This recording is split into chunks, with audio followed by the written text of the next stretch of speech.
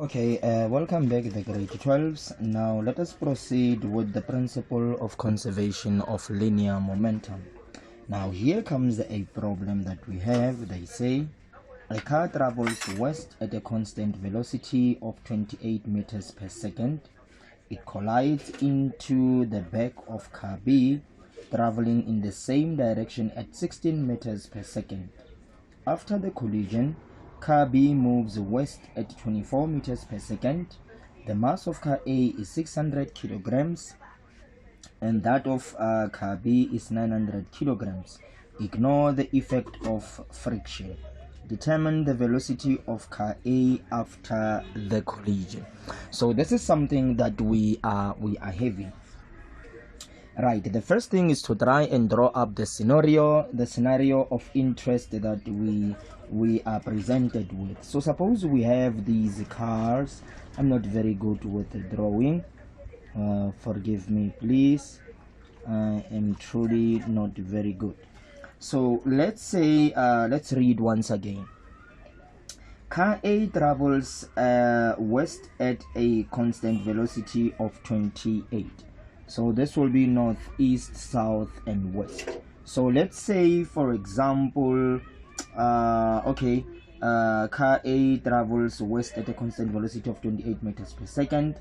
It collides into the back of car B. So meaning this must be A and that one must be B, because car A collides with the back of car B. Right, and it is traveling at the same direction at 16 meters per second. So car A is moving 28 meters per second and this one is moving 16 meters per second. So obviously this one is moving slower than that one. So the possibility, also taking mass into consideration and so on, there's a possibility that this will collide with that. Right, after the collision, car B moves west at 24 meters per second. So after the collision, so meaning this is before and we need to determine after. So after we still have B, but it is now moving at 24 meters per second in the west direction. The mass of car A is 600 kilograms and that of B is 900 kilograms. Ignore the effect of friction. Now determine the velocity of car A after the collision. We are looking for the final velocity of this. Right, after the collision. Now we don't know after the collision whether car A will go in the west or maybe in the easterly direction, because we are told about this one. So when car A collides with the back of car B finds itself moving with a higher speed of 24 meters per second, and this normally happens on a daily basis. There's nothing new about this. So what is it that we know? Because they said ignore the effect of friction, therefore we can apply the principle of conservation of linear momentum. Very, very important. Right, now what does it say? Remember, it says now the total momentum before collision is equals to the total momentum after the collision. So this is the principle that one has learned. Right, and then what is it that I know? I know I can take the mass of A, I can multiply that with the velocity, the initial velocity of car A, plus I can take the mass of vehicle B, multiplying that with the initial velocity of vehicle B, and this is equals to the mass of car A moving with a final velocity plus the mass of car B moving with a final velocity. Something worthy of noting. Do not forget to share, like, and subscribe to the fundamentals of Papa Fanzo. Right, now let's just put in the data that is provided before us. So we have the mass of A, that is 600 kilograms. So that will be multiplied by the initial velocity. We're taking west as the positive, so that would be 28 meters per second. I'm not going to write that. I'm not going to teach you everything, please. Plus the mass of B, 900 kilogram. You can see that I don't have much space, so forgive me for that. Multiplied by the initial velocity of B, that would be 16. Remember, it is also moving in the westerly direction, and this is equals to the mass of car A, 600 multiplied by the final velocity of car A, which I don't have, and this one it's 900 multiplied. Remember, the final velocity is also in the westerly direction, right? Sorry, let me just go to the calculator and try to work that out very quickly for us. So I have 600 by 28. That should give you a value of 16,800. Now remember, kilogram meters per second. Sorry, kilogram meters per second, because that would represent momentum. The product of mass and velocity is momentum, plus 900 by 16. Let me just check. 900 by 16, it's 14,400. And let's just wait here. 16,800 is bigger than 14,400, so this one with a mass of 600 kilogram but with a higher velocity has more momentum, so it would be more difficult to stop this one than you would with this one. Now here I will have 600 VFA plus, let's say, 900 by 24. 900 by 24, 21,600. This is what I would get. And then from here I can work this out. Remember, here I forgot to write also kilogram meters per second. Do not forget to write that as well for yourself. Now, one thing to note about the fundamentals of Papa Fanzo is that Ndabezitha will not do everything for you. I'm not here to spoon feed you everything. I am here to give you the basics, try to explain the fundamental principles of laws that governs whatever that we are doing, and somewhere, somehow, I will leave some blank spaces, forget to write some other things that you should remember and write. So please, I'm not here as a genius that would solve everything for you. If you are looking for such lectures, then you are with the wrong guy. We are here to do mistakes, learn from mistakes, and then improve on that. Hence, you will find in every tutorial that I do, whether it's software engineering, whether it's physics, whether it's chemistry, I allow ourselves to do as many mistakes as possible so that in that way you can learn something. So this is how you should come to Papa Fanzo. The mindset has to be in such a way that this guy deals with content and allows mistakes. I'm able to enter inside of the mind of a learner, know the mistakes that he will do the very same mistakes, but at the end of the day provide the solution. Hence, you need the fundamentals of Papa Fanzo. Alright, let us look into this. So these ones are like terms we can add. We can just say 16,800 plus 14,400. They are like terms in the sense that kilogram meters per second, kilogram meters per second. Right. And on this side you will have your 600 VFA plus 21,600. We can take this one to the other side. 16,800 plus 14,400 minus 21,600. 600 VFA, 600, and then you would find your final velocity of vehicle A. Now let me just try to do this. I hope and believe that as time goes on, I will be able to find funding and get better material and do things in a better way. There's so much light that I want to share in this universe. So much light. You haven't seen a thing. You haven't seen a thing. Plus, now we have 14,400 minus 21,600, and this is divided by 600. In the basic. And what answer do we get? We get 16 meters per second. Now this is positive. What does it tell you? It tells you that it is moving in the westerly direction. Therefore, the velocity of car A is 16 meters per second west. Right, so this is something that we get.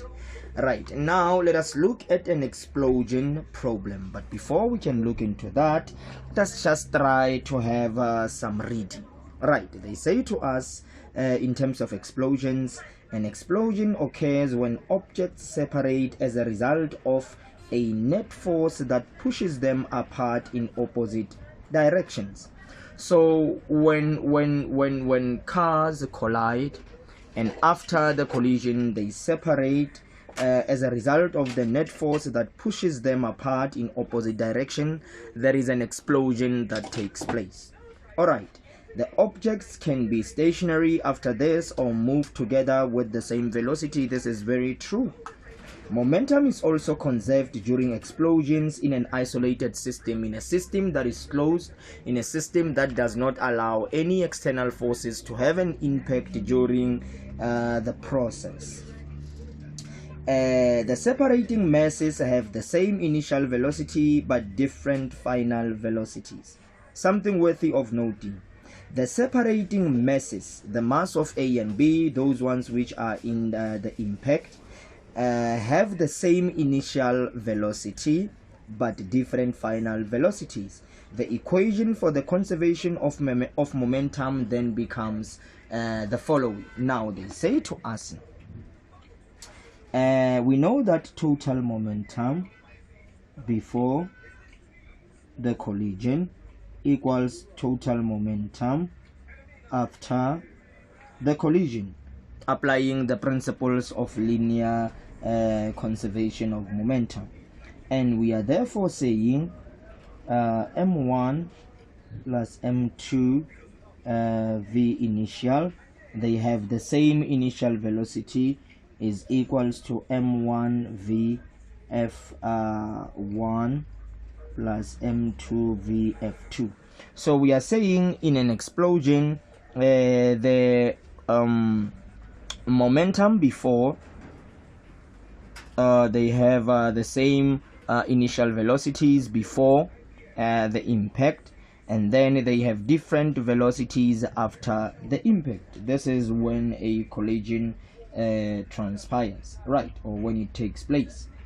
Now let us look at one example maybe that might give us an insight as to what they are saying here. Right, we read the following. They say to us, a 1 kilogram trolley and a 2 kilogram trolley are connected with a compressed string. So meaning they are tied up as a unit. So one moves with respect or relative to one another in a sense that they are connected. So when this moves, this must also move, because there is a connecting string that pulls or balances the cars together. So even if this one applies a velocity or a force and it is thrusted forward, even if the force is 0 on the second one, it will be pulled as a result of the connected string. This is physics at its best. They are held in a stationary position and released simultaneously at the same time because of the connected string. The trolleys separate, that is fine. After the explosion, the first trolley has a velocity of 5 to the left, the second has a velocity of 2.5 to the right. So what is this? These are their final velocities, and we saw that they are different after the explosion, and then the velocities are the same before the impact. Right. Show that the momentum is conserved during the explosion. This is very, very true. Now let us try to understand this. So let me reread and try to draw up the scenario for us so that we may understand exactly what is happening here. A 1 kilogram trolley has a 1 kilogram trolley and a 2 kilogram trolley are connected with a compressed string. I'm going to draw these as cars. Please forgive me, guys. Please forgive me. Now I'm going to draw them as cars. I find cars very simple to draw. This would be the second one, and this would be the connecting strip. So there's tension there, but we are not interested in that tension. Leave it for now. That was the work for grade 11. We dealt with tension on a linear surface, also at angles, and very many things were dealt with in grade 11, but I'm just showing this for interest. So a 1 kilogram trolley and a 2 kilogram trolley are connected with a compressed string. They are held in a stationary position and released simultaneously, and then after that the trolley separates. After the collision, the first trolley has a velocity of 5 to the left, the second has a velocity of 2.5 to the right. Show that momentum is conserved. So I will say this is A and this is B. Right. So meaning this will be a 1 kilogram and a 2 kilogram. Whether you can say this is 2 and this is 1, it doesn't really make any difference. Now, they are held in a stationary position and released simultaneously. So what are their initial velocities? Both A and B, it's 0 meters per second. Right. They are held in a stationary position and released simultaneously. The trolleys then separate. After the explosion, the first trolley has a velocity of 5 to the left. So let's say this is the first and this is the second. So it has 5 meters per second left, and this one 2.5 meters per second right. Okay. Show that the momentum is conserved during the explosion. Now we need to choose the direction here. We're going to say let right be positive because we are dealing with different directions. So what is it that I know? What is it that I know? I know that momentum as a vector before the collision, this is very important, equals momentum as a vector after the collision. Now momentum before is equals to m1 vi1 plus m2 vi2. This is something that I have taught you. Right, let us find what is the momentum before the collision. So momentum as a vector before will be equals to the mass of the first one, which is 1, multiplied by the velocity, remember they were stationary, plus the mass of the second one, 2, they were stationary, giving you 0 what now? This is just 0 momentum. So the momentum is 0, somebody might say 0 kilogram meters per second. So your momentum at the end of the day is 0 there. Right, because your velocity is 0, therefore momentum is 0, because the product, when this is 0, the whole thing is 0. When it is 0, the whole thing is 0. Now let us look at the momentum as a vector after the collision. That is m1 vf1 plus m2 vf2. Right, and remember what we said here. We said they are moving at the same velocity. So somebody would have done the following here. m1 plus m2 vi. Sorry, vi. So you would say 1 plus 2, that would give you 3. 3 times 0 is 0. So you can also look into this in that way. Please do not confuse yourself. But I know after the explosion they move at different velocities. So what I will do there, I have the mass, which is 1 kilogram. What is the final velocity of A? Remember, it is going to the left, therefore it will be negative 5. This one is 2 kilogram. What is the final velocity? Remember, it is going to the right. We took the right as positive. Very important. So this will be negative 5 kilogram meters per second. Plus, what is 2 times 2.5? And Ndabezitha, why do you want to think out of the box when the calculator is there to do the work for you? 2 times 2.5, and we get 5. Jesus. We get 5 kilogram meters per second. So what is minus 5 kilogram meters per second plus 5 kilogram meters per second? That is 0 kilogram meters per second. Now check. Momentum before is equals to momentum after. Now, what was the question again? Show that the momentum is conserved. Yes, therefore, momentum in here is conserved. And that is all for now, guys. I will see you in the next tutorial where we will be dealing with elastic and inelastic collisions.